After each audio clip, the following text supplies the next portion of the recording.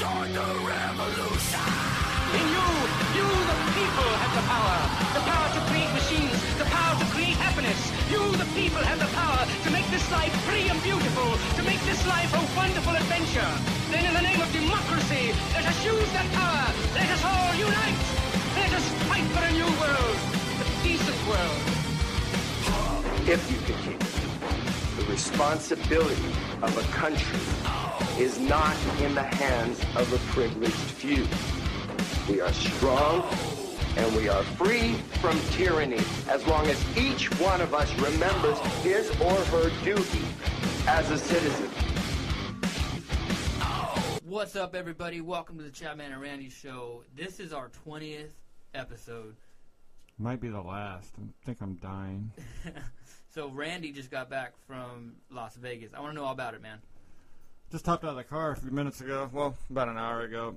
Dude, me and the wife's 20th anniversary is coming up this year, and she's going to be starting a new job and all this, so we kind of I decided, unbeknownst to her, to kind of do a little reliving type thing, because when we got married, the Luxor had pretty much just been recently built, so I got like the King Suite at the Luxor and all that, so I did it again this week, and the whole thing is we both love Penn and Teller, so we went and saw Penn and Teller. Do they perform at the Luxor? They perform at the Rio. Oh, okay. But we stayed at the Luxor because that's where we do. We honeymooned, whatever. So we did that for a night, and then we stayed at downtown, second at the Golden Nugget, which is it's loud. Shit, it was loud as hell down there. But it was cool. The show Penn and Teller is awesome. All that was cool. The only problem is, and now we're gonna get on to fuck the Luxor. The Luxor stinks, and don't ever stay there. Well, we're backed out a little bit. Yeah, all that is true. But I didn't realize when I booked these tickets that, okay, the McGregor fight, I knew that, but I figured, all right, all the douchebags, the UFC douchebags, they'll be gone Sunday. Figured, right. We're cool. Well, I should have kept up on my fucking NASCAR schedule. Because son of a bitch, if the NASCAR race in Vegas wasn't on Sunday. So here comes every jack-off wearing an M&M's jacket, a fucking DuPont jacket, whatever horse shit you ever seen. So you went from drunk Irish UFC affliction-wearing turds to NASCAR. Dude, I got home from work Saturday night to see the UFC results, and I got off about 10, and I was like, by the time I got home, because I told my wife, I said, you know what, if this fucker McGregor wins, we might just load up the car and leave tonight and just spend a drunken night with a bunch of countrymen fucking hanging out and just shenanigans happening. Well, we didn't have to worry about that, I guess. And I didn't really, because the problem is with the Irish is, well, when they get happy and drunk, they'll fight you, but at least you'll shake hands afterwards and shit. After that, and if those fuckers get drunk and they're sad, somebody's going to get killed. I don't know if it happened or not, but I wasn't going. So we left early Sunday morning. We got there, checked in, blah, blah, did all that. Went to Penn and Teller show, was great. Hung out, met Penn and Teller, shook hands, took pictures, autographs, all that shit. I think a lot of the people who listen to us who are probably under 30 years old, they have no idea. I know who it is. You know who it is. I think most people above 30 know who they are. Who are those guys?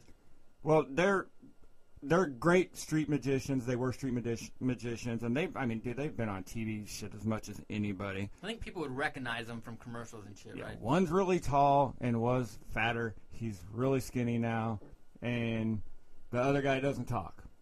Teller doesn't speak. Ever. So but honestly, for me, as great as I loved them as magicians, they're both way out of the closet atheists. And, okay.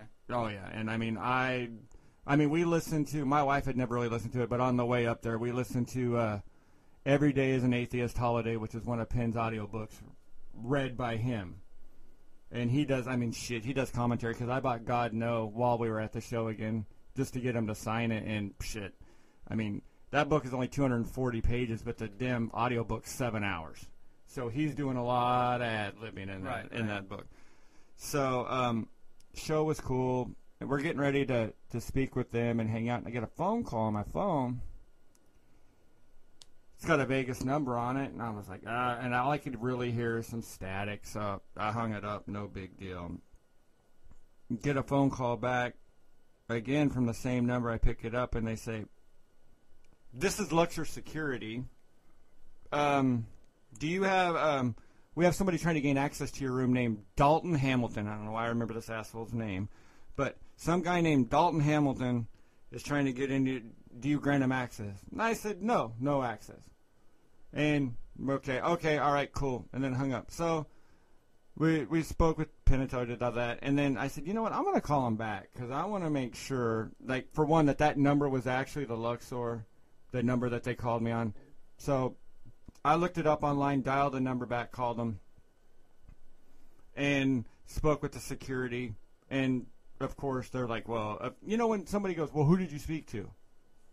I don't know. Okay, but then they don't tell you their fucking name? Right. So I speak to this person, and she's like, let me research it, and I'll call you back. So I go, well, can I get your name? So I get her name, which I can't remember. It was something like, it sounded like something that a terrorist would scream right before they pull their ripcord or some shit. I don't know. But so then she calls me back, and no, nothing. I said, well, obviously somebody called. So then we decided, we rushed back over there because there may have been a firearm or two up in my hotel room. Oh, shit. Well, because I always travel with, so. Right. So we get up, we decide to go to the hotel. Nobody's been up there. So, because we left the Rio early, we were going to hang out. My wife's best friend, which I can't really say because I don't know if she was supposed to be there, her and her husband are not. But they showed up down there. I called them in the morning at 5, told them to meet us down there for the anniversary and we could hang out and be cool. So they met us down there. So we rushed back, all of us. And my wife gets a little nervous about shit like that. I mean, as you should. I mean, somebody had my name, and the hotel was asking my name. Somebody's trying to get into our room. So she was asking them, like, hey, man, can we, like, get this damn room, can we be moved? I mean, they own 9 hotels in there. Can we be moved, whatever, because does somebody know we're there, what's going on, whatever, is it just coincidence, blah, blah. So, no, can't do nothing for you. Not even a free fucking buffet, man. Nothing. Go kiss your ass. So we say whatever, after I'm buying, 4 tall boy cans of beer that come with a free shot that cost me $32 and all this horse shit. So we go up to the room again, make sure everything's okay. We check it out. It's cool. Go back down, gamble, and stay up till 7 in the morning on the slot machines. Yeah. It was a bit of a problem. Wow, dude. That's a fucking long time on slot machines. Dollar slots? Slot machines pennies, and blackjack tables and... Well, they're penny slots, but when you play 250 each crank, it's $250. All right? And so, yeah. So I was up a couple $1,000 there for a minute. And damn. As your boy keeps drinking, well, I think I'd like to win more. And I start convincing myself, this slot machine is my friend. My friend wouldn't fuck me. We're doing good. Before we know it, well, my friend definitely fucked me. So I went home. I went to bed that morning and lost all that. But that was cool. Wake up the next day, and when you go to bed and you're drunk, and you convince yourself, like, this isn't going to hurt in the morning. No, it's all good. It's all good. Yeah, great. Been there many times. Great. So I convinced myself that, and I go to bed. And, checkout time was 11, so I set my alarm for 9, so there's an hour and a half of sleep or so at best. Wake up, feel great. Why, you ask? Because I'm still fucking drunk, unbeknownst to me. Now, come 11, as I'm awake... That shampoo effect begins to rinse off. The earth starts getting heavier. You start sinking down a little bit, and now we got to go get a... They offered to finally come down to it. The wife went and argued with them again. The wife, again, argued with them, and they comped us a room at the Excalibur, but I didn't want to stay at the Excalibur. For one... That place is weak. I've been there a couple times. Well, not even that. For one, they ruined our whole night, basically, us having to rush back. And then, so now we're stuck on their property again, and I was pissed because I lost the money there. And I was like, I'm not giving these fuckers any more money. And plus, I don't trust your security thing and whatever. So I decided I wanted to get out of so much of the touristy shit, so we went downtown. Ooh, old Vegas. Yeah, we went down. So I stayed at the Golden Nugget. By the way, there are a couple of stickers that if they're found in room shit, I can't even remember the rooms right now. It's posted on our Facebook wall. 20,001 at the Luxor. It's a sticker hidden in a window in a place in the room, overlooking at from by the spa, looking Mandalay Bay. Take a selfie with it. We'll send you a prize. And there's one in room 1098 of the Golden Nugget, stuck on the window in a high spot. Also pretty difficult for. Made them a little difficult to find, so the maid staff didn't come in there and just scrape it down first time, hopefully. So if you find it, we'll send you something. That's funny, dude. Watch. It's going to be funny if someone actually does it. You know? Yeah, that's what I'm hoping for. So then we went down to downtown Vegas and just hung out and got a room because, like, we could have came home, but I don't feel good. So we got a room, gambled a little bit. And, another thing, fuck Bookit.com too. Bookit.com? Never even heard of that. Get this shit. For this room? Bookit.com? Yeah. It sounds like a website to give you tips on how to rob a bank and get the fuck away from it. Bookit.com. So I'm looking for hotels in Vegas while we're sitting at the Luxor getting ready to leave, and I see this Golden Nugget, good rate. All right, cool. So sign up. I order the room, get there, stand in line, and all right, dude, here for a room. He goes, I don't have a reservation for you. And I said, no, I kind of think you do. And he's looking it up, and he says, let me see your confirmation. And I show him, and he goes, and I know I did this right when I was looking at it, because my wife went and redid it. When you would put in the thing, it glitched and gave me the room for the 28th.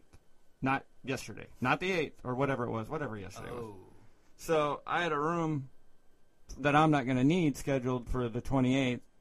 And I said, well, I kind of need the room right now. That's not going to help me because I ain't coming back for it. And so he's all, well, I was like, can't you just fucking switch it? And I already paid my money. They got their money. You're going to get your money. I mean, no, you can't. You got to call the website. All right. So I call the website.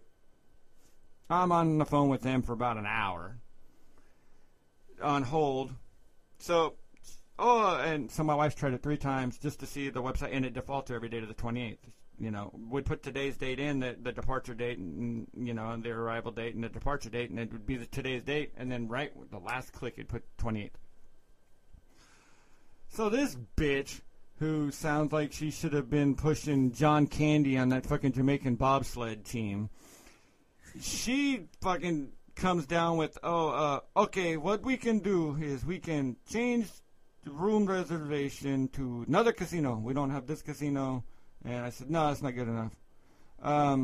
Okay, well, let me. So she talks to her people and comes back and goes, here's what I can do. As a courtesy, I can, she goes, no, at first she goes, okay, well, I can cancel you, because I said, just fucking cancel the reservation. I would get a room of my own. Right. Okay, well, our company charges $25 to cancel, because you spoke to a human. Bookit.com charges $25 as well. So that's $50 just to make right. The room was like $49 plus tax or whatever, and then I added some amenity type thing that I would have had to pay when I got to the Golden Nugget for more to upgrade the room or whatever. Right. So basically, for that minimum fee for the base starter room, for me to get a refund by I paid their $25, I would have gotten $6 back. I would have got the tax back. So no room, no nothing, $6. Go fuck yourself. So, okay, as a courtesy, I will waive my $25 fee. Well, yeah, I think you're kind of gonna. So we went round and round with this forever.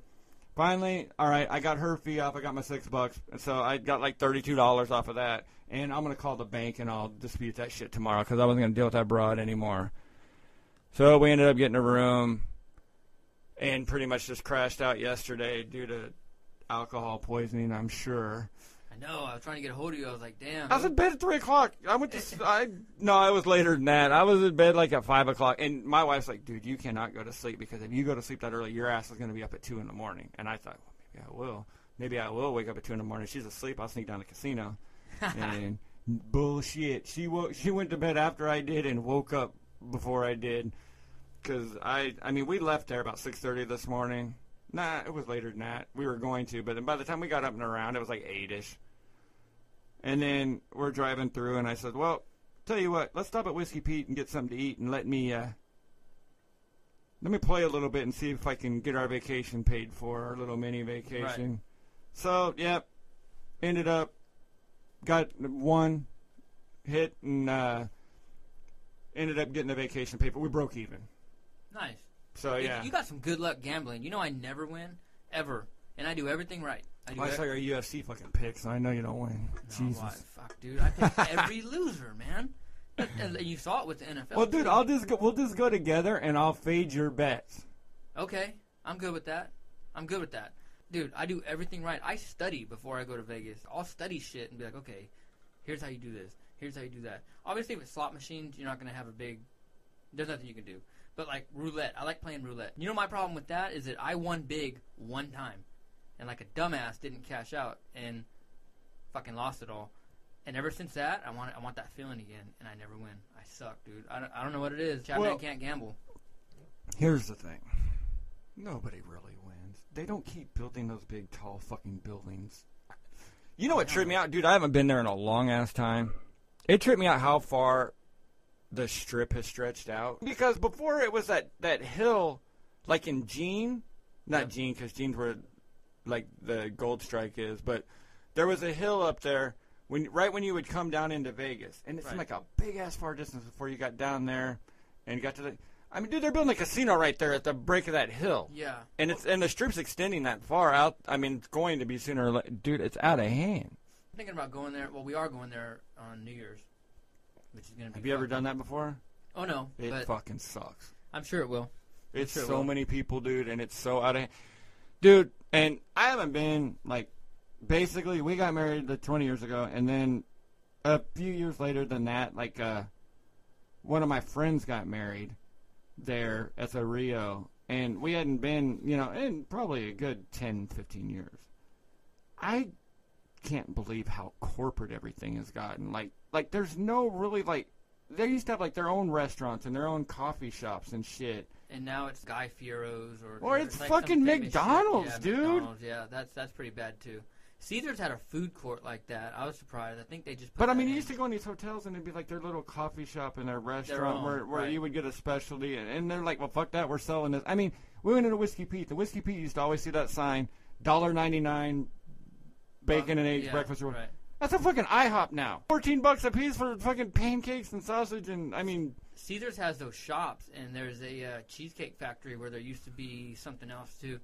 Yeah, man. I mean, that's what it is. I'll tell you what, though. I think that damn Caesars, to tell you the truth, when they started, because I remember, like, the last time I'd been, it's kind of when the farm shops had really gotten completed. Well, I mean, no, they had completed when we got married.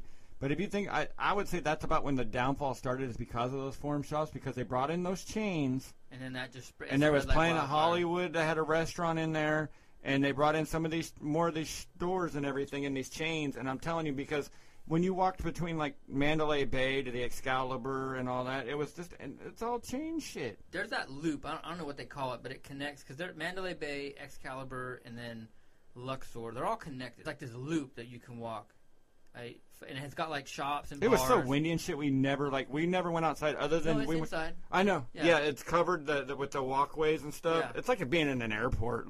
Dude, when I turned 21, that was my first trip I did was to that loop, and we stayed at the Excalibur. It sucked, but I mean, dude, I got drunk on that loop. By the time you start, and if you walk that entire loop and stop at every little tiny, like, shithole dive bar they have, by the time you get to where you started, you're fucked up. I loved it. I mean, in my drinking days. Yeah, we do. Well, I mean, don't buy drinks at Penn and Teller show either. I mean, you're going to expect it when you go like that.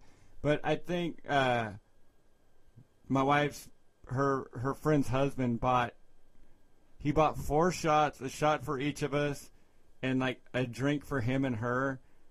And it was $70 and, like, a bottled water, dude. I laughed because the funny thing is the guy nailed them so good because they give you, like, a cup. A Penn and Teller, it's like a glass, but it's plastic, but it doesn't look plastic at first. And the guy hands him his shit, and he goes, $70? He goes, yeah, but you get to keep the glass. Oh, and I about fucking pissed my pants laughing. That's funny, man. Did you check out the Venetian area? I mean, No. You didn't do any of that shit? I was kind of getting shit on the way back for it. No, we didn't, dude. We got there and pretty much got in the Luxor and then, just... I mean, dude, to tell you the truth, a lot of it got, our whole... And I could really blame it all. Our whole trip kind of got fucked by the security thing due to the fact that, What became of that? That was just, some... Nothing. Oh! Okay, we'll get to it. So... who was this guy? I don't know. What? But, Watch him be some stalker from so when my wife went down there the next day to speak to, because we told her, I said, okay, these guys are cocksuckers at night and they're not going to do anything. She said, why don't you go down there in the morning? Because I'm the one, see, the difference in how we argue with people is I'll get to a point and I'll just start motherfuckering people. Yelling cunt at the top of my lung is my best, that's me, dude. I am the fucking king of that shit. And I lose logic after a while. It's just screaming. She will sit there and be like, yeah, but, and which is funny, when we fight, I'm exactly the opposite. We're exactly the opposite. I'll never raise my voice with her, and it drives her insane, and she screams. But it's funny, when we're in public, it's the exact opposite. No, I can't, dude. I had to walk away because I was going to start screaming. And, once I do that, it's it never goes well. Because they're going to shut down. If some guys, Oh, yeah. So I told her, I said, go downstairs and see what happened. And so she goes downstairs and speaks to the guy again. The guy calls back up to the room. Or was it that night? But he calls back and he's like, we had basically a variation of my name. My real name is Randall Stevens, right? Okay. Well, he goes, oh, well, we had, yours is with a V and they were with a PH. For one, there ain't that many of us in one thing. And my first name is spelt different than normal. It has one L. And about me and the dude from Clerks, or about the only two Randalls with one L that you really see around a lot. I mean, and the coincidence was bullshit. They fucked up, either called when they shouldn't have called or something. I don't know if it was somebody trying to scam a room. I mean, shit, as far as I know, he just gave a room number. I know, that's kind of shady, man. What's weird, too, is when you think about when the Aaron Andrews shit just settled, Monday, that you would think that there would be a pull into the office and be like, look, dude, we're not giving anybody's information. We're not doing shit, That's shady. Now, imagine if they didn't call and they just gave him access because he knew the name. Could you or imagine? I don't even know if he knew the name. That's some shady shit. How do you know that? I mean, I don't know he knew the name. I could say he just gave a room number, and then that asshole called me, and then because I could hear the guy talking, so then he spilled my name in front of him. Yeah, that's fucking weird, man. I don't know. I wouldn't be able to sleep good at night. I hear shit like that. Oh, I didn't sleep good at night. I hear shit like that, man. I get put on defense mode. Honestly, that's nuts. Well, sorry it worked out that way, man. You guys had a fun time. That's cool when you meet somebody who you're a fan of, but then you also draw inspiration from, right? When I met Joe Rogan in Alaska, I was the guy out there 4 hours in advance because I was training and I couldn't get fucking tickets on time, begging people for tickets. I was that guy, hanging out front, sitting at the bar, and you know Ari Shafir? Mm-hmm. I had posted on the event page that, hey, I'm out here trying to get tickets. If you see me, this is what I'm wearing. I'd like to get some. So Ari Shafir actually walked by, and I said, hey, man, you guys got tickets? Is there any tickets available? Right as he's walking in. As he was going out after, because his bit was where he would go and hide pot in places. Yeah, exactly. Yeah. I ended up getting tickets, man, because I got recognized, and it was a big laugh for everyone there. But I got tickets. I got 2 tickets. I went. I had to stand because there wasn't any seating. And in Alaska, you can pretty much drink anywhere. So there was a bar in the actual theater. So it was cool for me because I was just sitting there drinking the whole time. And when Joe Rogan got off stage, he said, hey, there's going to be a meet and greet right outside. Just go wait in line. We appreciate it, whatever. I had one step on everybody. I went right there. I was first in line, and I got to meet him, man. And that was cool. Introduced myself, told him, hey, man, I started listening to you in Afghanistan, yada, yada, yada. Took a picture. It was cool. I really enjoyed it, man. It was good shit. So it's got to be cool when you meet them. Did you get to, talk to them at all? Yeah, man. It wasn't that long, but yeah. Okay, I'll just give you a little bit of how my night went that night, though. I want you to see what this picture is. This is on the spa of our room. And you can check out the time. Oh, shit. And what's sitting on there? 5:30 a.m. Jim Beam bourbon, right? What is that, on the edge of a tub or something on a spa? It's a spa, That's and fucking awesome. well, that bottle didn't make it home, so you can understand how this went down. There's this like euphoria you get when you go to Vegas. As soon as you pass that hill and you see it, for me that's when it starts. It is a little bit different now that I don't drink. I still had a good time, but regardless of drinking or not, man, Vegas is one of those places. It's like Disneyland for adults. You know what, dude? You know No, what I mean? I realized it's not for me. Really? For one, nobody likes to lose. Don't get me wrong, but 90% of you don't like to lose as much as I don't. I'm having to tell myself not to throw a fucking beer bottle through a fucking slot machine every fucking pull almost. I mean, You know what's annoying to me is when you're gambling and there's this little 4-foot Asian woman fucking standing behind you waiting for you to get up. You know exactly what I'm talking about. Or there's an old woman. They just stand there and they wait for you. I'll get pissed off. This last time I went about a month ago with my wife, I turned around. I asked this woman, I was, what? I'm not going anywhere. The fuck you waiting on? And she didn't understand a word of English. Was this all decorated for the Chinese New Year? nah. Because last month when I went, everything was fucking Chinese. So I didn't know if the Chinese bought Vegas or if it was... they vow to own half that shit anyway, I and found out half it the was Chinese. tourism. But that's annoying, though. You know what I mean? Just people just standing there waiting for you. I hate that shit. Oh, dude, there was another story that when we were getting back, we're trying to head back to the Rio because of all the other shit. This taxi cab, one of the vans, full of hookers gets out. Ooh. And not really, kind of more like Like truck stop, like parump hookers? Above that, but... You know when hookers? Okay, put it this way. You know when you buy somebody a really shitty present, Yeah. but then you buy a really expensive gift bag? Yeah. Where somebody gets you a present and you look at it and you go, well, fuck, they would have spent as much on this shit present as That's they did gonna be a badass the gift. $12 gift bag that I've gotten this shit and there's a $3 present inside of it. Kind of like that. So these bitches were all dressed up to the nine, but you knew there was some hurt going on there. These weren't...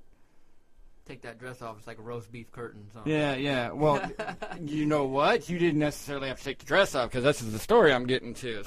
So 4 of them.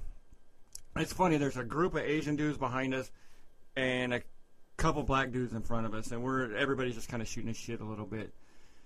And dude, the hotter ones get out, and I think they said, "All right, fat one. Here's the deal." The fatter one, they said, "Look here, Tubby. We let you hang out with us, so you got to pay for the fucking cab."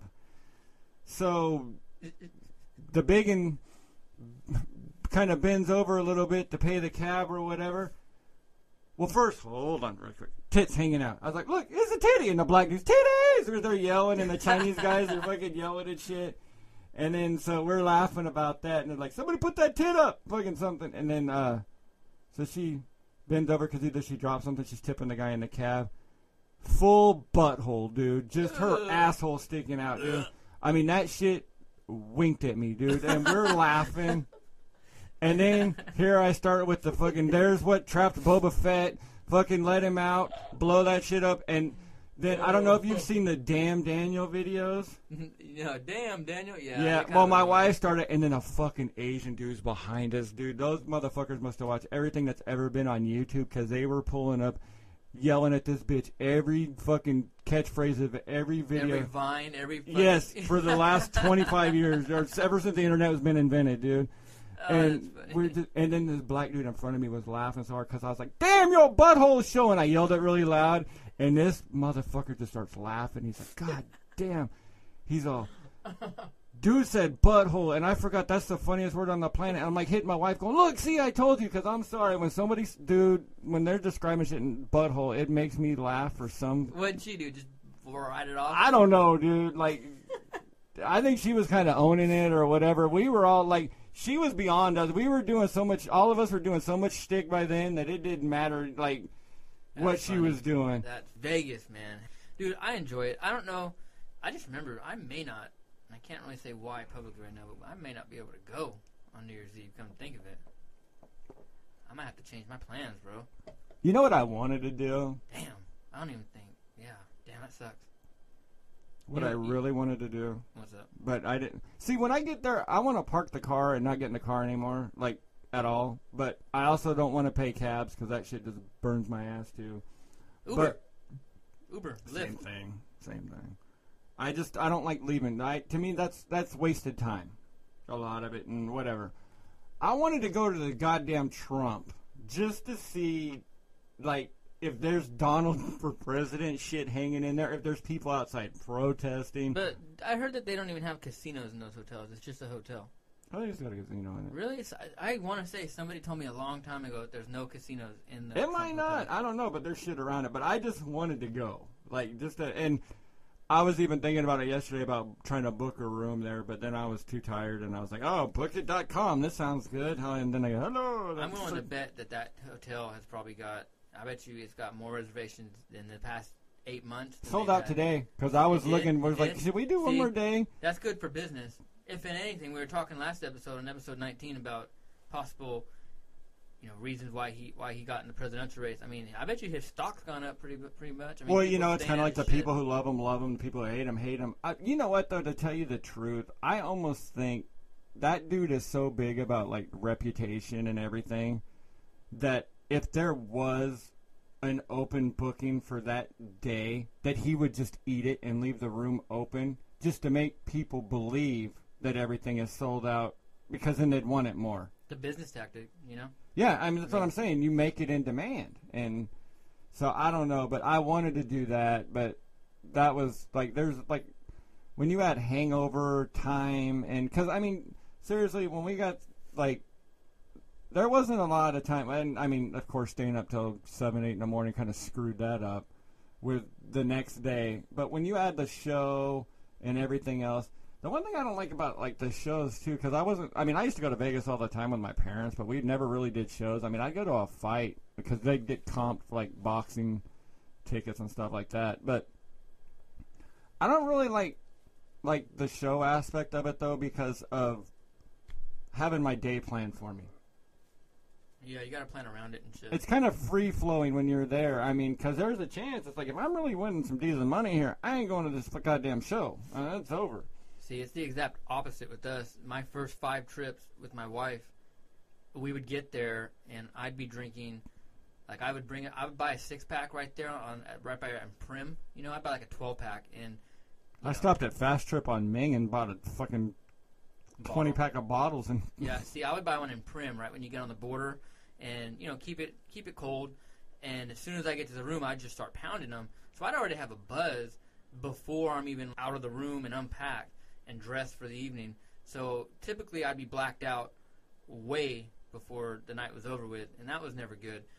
And I pretty much, in her eyes, I ruined the time because it was, who wants to hang out with blackout Chad?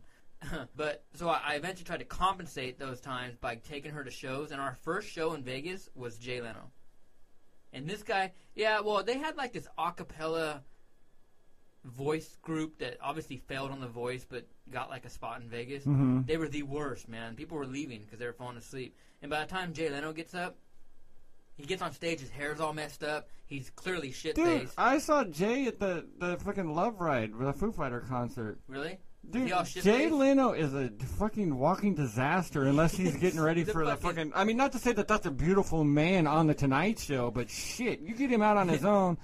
I mean, not saying he didn't ride a motorcycle down there, but that guy looked like... I don't think he rode a motorcycle back, and if he did, I don't know if he would have passed any sobriety tests, because that dude looked shit-faced drunk. It looked like when he came on stage with us, and this is probably back in 2009, it looked like he took an underwater beer bong, slammed about 4 shots of Fireball, walked through a tornado, and then jumped on stage. That's funny. Yeah, it looked just like that. That picture you're showing me bloated right now, as shit. It looked just like that. And, I mean, the show was funny, but that was our... That's a funny picture. So the show was good, and then... What else? Look at that good... God, dude. That's exactly what he looked like. And then this last time we saw Mariah Carey. So, I mean, that was, surrounded by women and gay guys. So I'm not too impressed with the shows. It is cool. Did they get to call people on stage during your Penn and Teller show? I went up on stage, actually. That's right. You said you did. That's cool, man. See, so that aspect of it's pretty cool, but I don't know. What really got my wife, too, is Teller never speaking. And, I've even seen afterwards? He does afterwards. Okay. And she was kind of...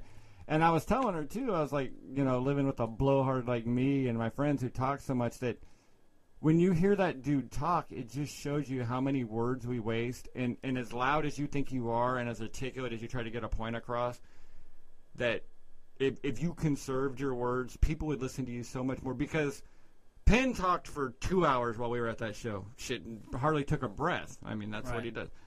But I'm telling you, when Teller spoke, it was, your attention. Yeah, you're like, holy shit, and like hanging on his words, man. That show, though, is brilliant because even... It's like a comedy magician show, right? Right, and they're disproving. They showed you, like, how... And I know people who didn't like the show. They say it's boring. It's not. For some people, it's a little over their head.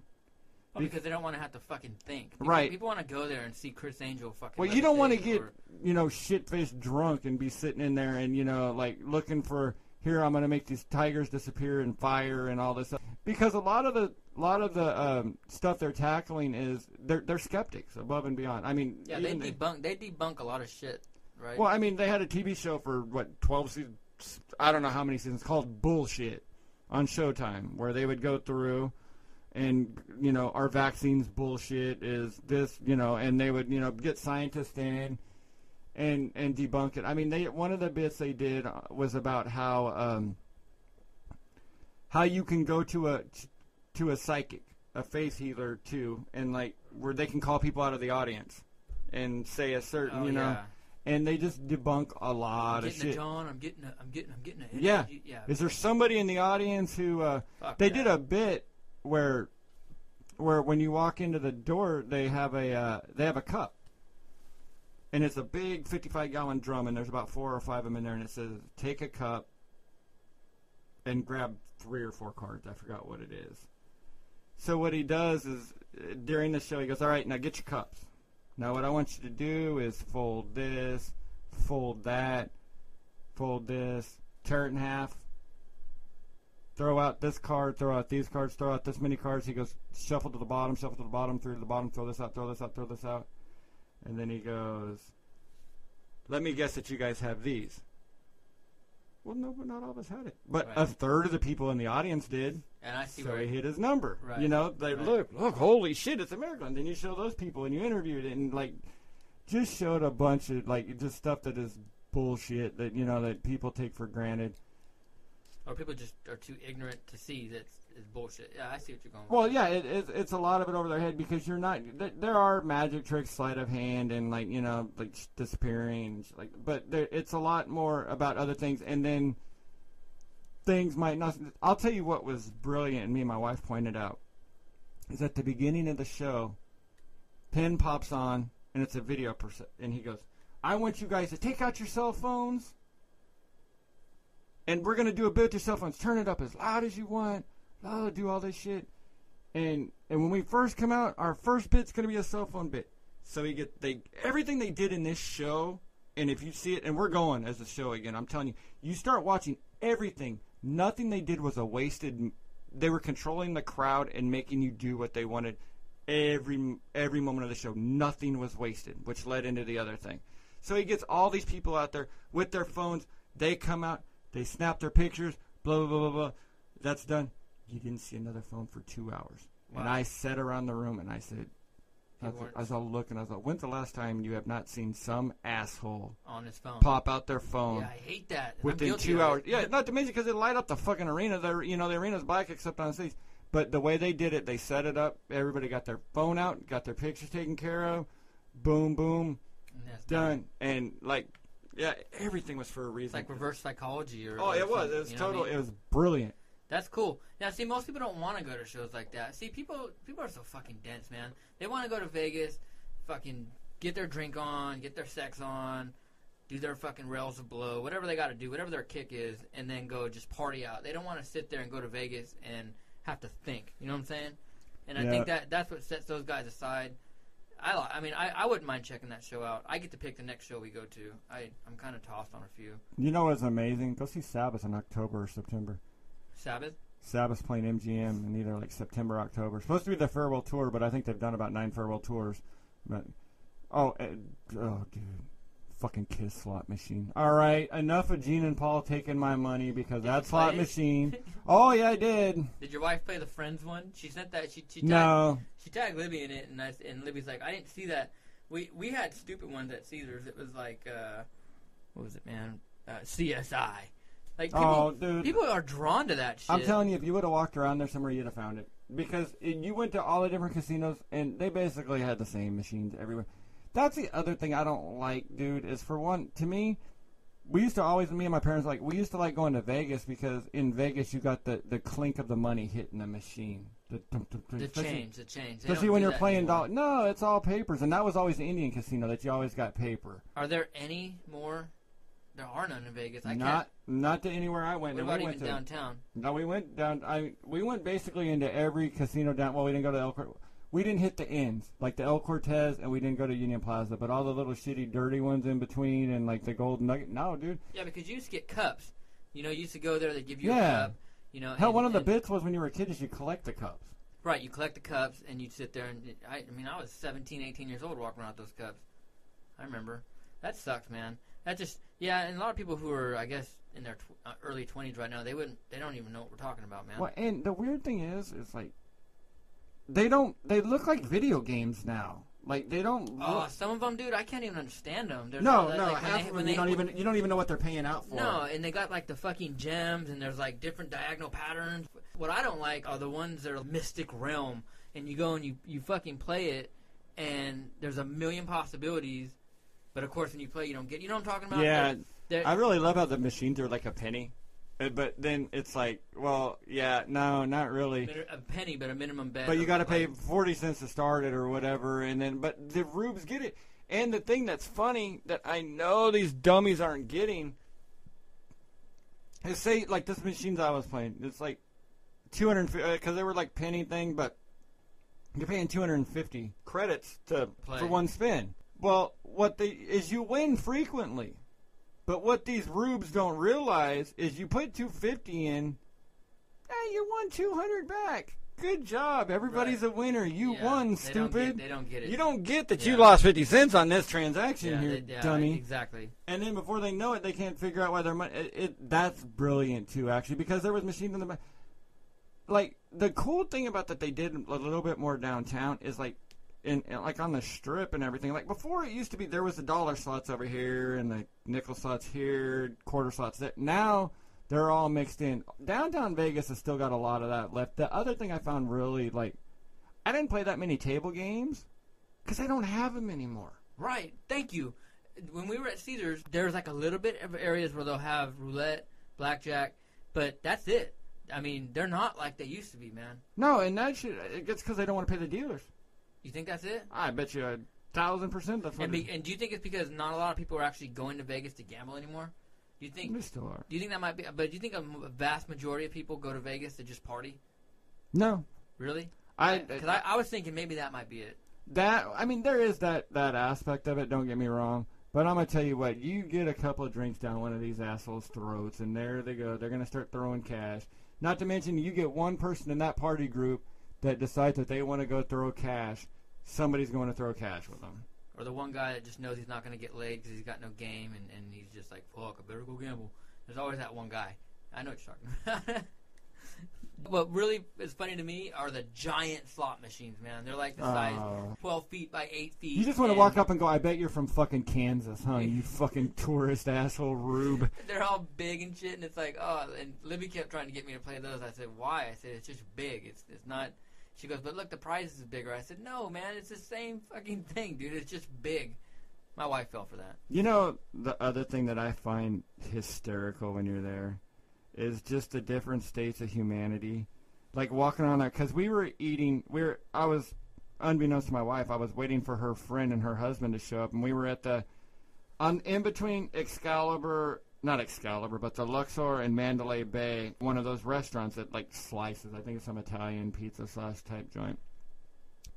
And we're sitting there drinking, having a drink and eating pizza, and just sitting there, like, because we're facing the walkway so we can look at, and just maybe talking a lot of shit about people.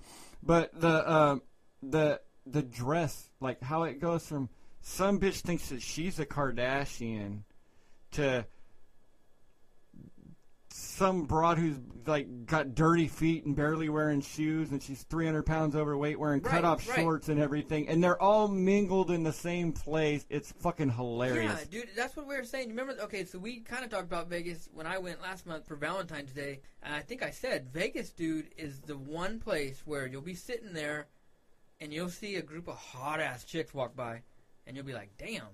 And then you'll look and your head will go the other way, and you'll see that. You'll see a 300-pound chick wearing the same damn dress. I'm not even talking about wearing the same dress. I'm talking about, like, cut-off sweats and, like, you know. No, yeah, exactly. Thinking she's all hot. Garbage. Yeah, exactly. Or not even giving a shit, you know? I mean, it's a weird... You'll see, like, a rich couple. You can tell by looking at people. Okay, they probably got money. They're dressed nice. You know, he's got a badass watch on. She's hot. They'll walk by, and then you'll be sitting there, and you'll see, like, the illegal family. You know what I mean? Yeah. Like, mom and dad and their 8 kids, and they'll go and... Have you ever gone to, like, the food court on the Strip? Where is it? It's kind of, I think it's right across from New York. And it's the one in New York. Yeah, and it's like, you go in that food court. Yeah, I drove by it. It's got a Wiener Schnitzel and Burger King.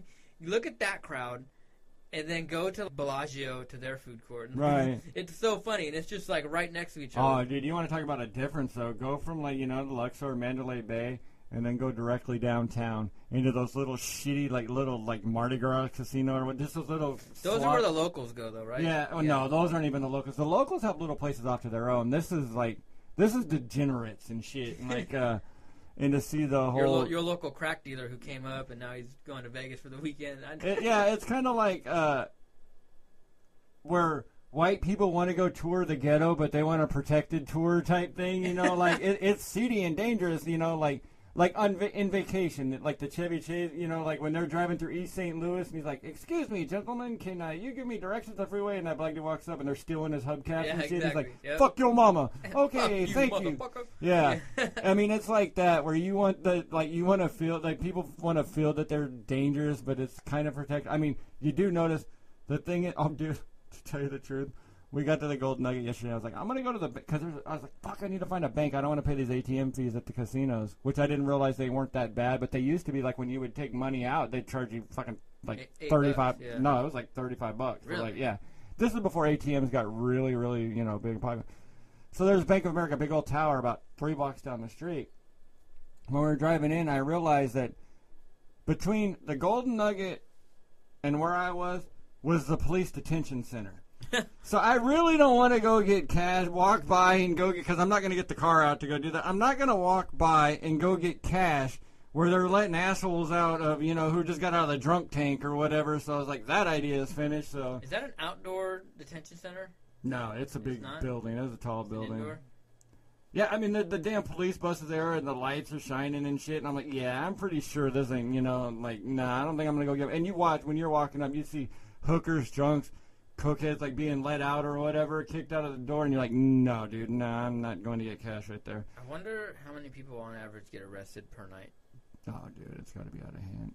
You know, though, because I remember a lot more, like when I was a kid, my parents used to go almost every weekend, and I'd go with them up until the point where, like, I could be left alone, and really decided that I liked drinking and having parties at my mom's house, and that we could clean up after them and I wouldn't get in trouble.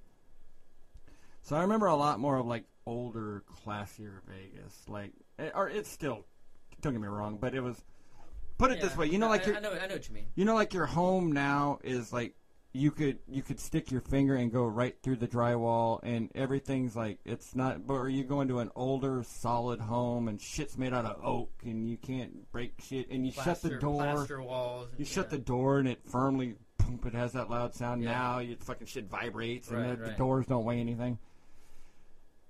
You know what, to me, and it shows our society, is that's what Vegas is, our society, though. Because if you think about it, what's everything? Everything's now a fucking chain restaurant. All the mom and pop small things are gone. Everything's made out of plastic. What are they trying to sell you? Here's the biggest, dumbest, Dude, they're like, buy one of those the big daiquiri drinks or those big beers to walk around those in. yards. Yeah, and I said, I'd rather walk around with a dick to suck out of than that thing. You'd look just as fucking stupid. It is funny when you see dudes walking around with Yeah, those things. yeah. I'm sure I'm going to walk around with this big, You fucking homo. 6 foot phallus in my hand. Here I go sucking on it all day. That's where I'm going. No, I'll pay $32 for beers. Fuck you. But that's plastic, and you wipe it down, and it's got to be the biggest and the most, Well, it's all materialism. out of hand shit. But if you look at everything's, and it's meant to nothing, hose it down and be ready again tomorrow. Rebuild tomorrow. Nothing's, we're not worried about craftsmanship. We're not worried about get the next group of assholes in here. Well, it's Sodom and Gomorrah is what it is. I mean, that's what. That's why I don't. That's what the hardline Christians would call it. Is it Sodom and Gomorrah? And in every tent, sex, debauchery, gambling, belligerency. But I mean, it's fun. What's excess? It's excess. Excess of everything, and I like going there. Since I stopped drinking, I think this last time was a little different. But when you drive into Vegas, there's that big billboard. You see it, and it says "Welcome to America's Party." That statement in itself says a lot. It pretty much says what you just said. If America were to have a party, it would be Vegas. It is America's party. Where else can you compare it to?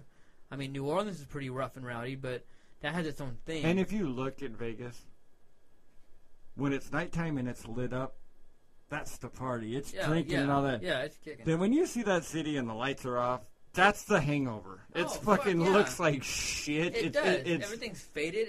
You know what I noticed is that a lot of places weren't painted well. Dude, you got all that money, paint your shit. This is exactly what I was telling my wife. It's like, when, I used to go all the time, and of course, this is fucking, we're getting 10, 15 years ago, but, they would paint shit, Circus looks faded as fuck. Yeah, so does Excalibur. Yeah. You know what fucking really set me off, dude, is, when you go and you cross the street, do that intersection, and you, from Excalibur to New York. I bet you're going to say exactly what I was saying today in the car. The 9/11... There's a 9/11, and they got 9 or 8 T-shirts. It's signed by firefighters with the Statue of Liberty and the flag. It's all fucking faded. The flag looks like shit. I mean, you can't even see inside the windows that have the firefighters' shirts and the memorial. You can't even. It's like the glass, the fucking cheap plexiglass, should have been changed out 10 years ago. Well, what I thought you were gonna say is, the walkways that they have there and everything. When they built the Excalibur, remember when they built it, it was so you could see that it was a fucking castle, that it had the moat and everything. Now they've used that walkway and blocked all that shit. New York used to not have as much shit to sell you, not as many chain restaurants, and you could actually see that it was a New York looking skyline. Yeah. And they just Does that roller coaster even go anymore? I don't know, it was windy as shit. They weren't running nothing. Oh. But it looks like if you got now, it's cheap, unclassy, fancy, rich type. They're just we're going to make shit out of glass and make it have angles for no fucking reason. Just so these rubes will buy into this shit. Are you talking about the Luxor? Just any of the buildings. Any of the buildings. Just I see what you're saying. The Cosmo and all those, the glass, they're trying to make shit like Manhattan and it's just. Yeah, I think Vegas needs a remodel on the outside, but they'd rather spend money on out shit. They're not interested in that. The tourists, the average tourist. Well, if you stop coming, which they have stopped coming because when we stopped at the Gold Strike, nobody was there. I know. Nobody was there, but they closed half the floor. They have, I know. They have cars there now, and I mean, that place used to be, and that's where all the table games were. They only had about 8 table games. They didn't open till 11 a.m. Well, it's like that with Prim, right when you cross the border. I remember. I don't even know if that motherfucker's open anymore. No, the sign's knocked down. You talking about Buffalo Bills and shit? No, the Prim. The Prim. Yeah, because it's in the same place for Buffalo Bills right. and stuff, right? I remember as a kid, you're talking in the mid-'90s, late 90s, because we would go there every summer, and you'd cross over the border, and we would want to stop there so fucking bad. We had sat in the car for 2 hours, 2.5 hours, whatever, and 3 hours, whatever it was, and we'd want to go ride that goddamn roller coaster. My mom want to go piss. My dad want to go do some gambling, whatever. We'd stop there for 30 minutes. But it was lit up. It was nice. There was that roller coaster. It was fucking awesome. You're in Nevada. We're going to be in Vegas soon. Nah, dude. This last time, it didn't even look like it was open. That roller coaster looked like shit. Looked like something out of a zombie film, dude. Just all run down and a relic. is what it looked like. Well, I don't know how long it's been, but I don't know if you remember, but the Gold Strike, as you go past Prim between Yeah, I the remember Prim. the Gold Strike. Okay, well, right across the street from that was There's another like a casino called Nevada Landing. And it was like a tugboat. Yeah, it was a looked big like old steamer. A big steamboat. Yeah, I remember it. We'd stay there. That motherfucker is knocked down, and there's It's gone. But The there's sign's not still- even a sign. No. The sign's gone too now? Yeah. I- There's not even a sign in the desert that shit existed. There's Oh, not. it's gone. No, there's not a fucking cement pad. I mean, as far as you know, that land is as pristine as when the last, fucking So we Indian chief stood up there before the War of 1812 and shit and looked down on that hill, because there is not a goddamn thing out there. We would stay at the Gold Strike every single summer. My uncle would drive from Utah, but we would drive from California. He'd drive from Utah, and we'd meet and we'd stay at the Gold Strike. And my dad would go into Vegas, and my dad, a poker. I mean, this dude's serious. My pops don't mess around. Like, he'll play poker for 12 hours straight. Right. So he would go there, and he'll get comped rooms. So then the second night, sometimes we would go and actually stay in Vegas, but we would always stay at the Gold Strike. It was cheaper. That's what we did a lot. Yeah, you're only 20 minutes from the Strip. So anyways, I remember that. Well, my parents were comped there all the time too, because they'd play there. They're in the Nevada Landing all the time. So we could hop on that shuttle and take it across and just hit the arcades. We would take jet skis, and so Lake Mead, you just go out the back way and you bypass the Strip, and you're right there at the lake. So we would always stay there. I remember that. What was it called? Nevada Landing. Nevada Landing. I remember that big tugboat vividly, man. Like, I remember it being there. That was the nicer of the two. That was the nicer of the two, man. Gold Strike is a Because I used to get pissed at my mom and be like, "Can we go to fucking Nevada Landing? This place sucks." Well, as a kid, it was the whole boat thing. Well, no, I was worried about arcade games. Like, the fucking Gold Strike's arcades sucked ass. And I remember telling my wife this last time we went, I said, "Man, there used to be a tugboat casino hotel right there, and now it's gone." Yeah, it just tripped me out that there is not a trace of that mother. There's a gas station out there that was there, but it's like there was a big ass casino around, and it ain't shit. Dude, that's crazy, man. I don't know if a sinkhole opened up, sucked that fucker into the earth, or what. But there ain't. It's history. That sucks.